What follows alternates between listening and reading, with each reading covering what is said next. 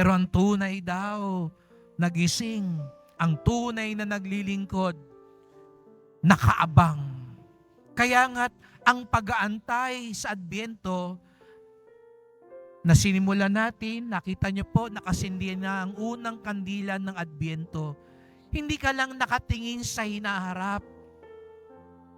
Hindi ka lang nakaabang sa kinabukasan. Ang tunay na paggising, ang tunay na pag-aantay, ay nakatingin ka, nakatugon ka sa kasalukuyan. Kung gusto mong maging handa sa kinabukasan, tugunan mo ang kasalukuyan. Ulitin ko po, kung gusto mong maging handa sa kinabukasan, tugunan mo ang kasalukuyan.